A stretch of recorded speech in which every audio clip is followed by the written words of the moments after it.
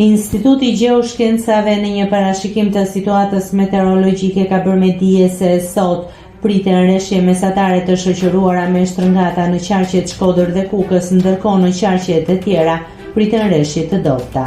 Sipas llogaritjeve hidrologjike, sot nivelet në lumin Drim, lumin Buna dhe liçeni Shkodrës do të vazhdojnë të jenë të larta dhe me probleme të përmbytjeve. Në lumenjtë e tjerë pritet ulje e prurjeve. Në njoftim thuhet gjithashtu se ditën e premte dhe ditën e shtunë pritet një rritje e prurjeve në lumenjtë e mëdhenj dhe të mesëm, Mat, Shkumbin, Ishëm, Erzen, Seman dhe Vjoz. Në lumenjtë Drim dhe Buna pritet të shtohet rreziku i përmbytjeve.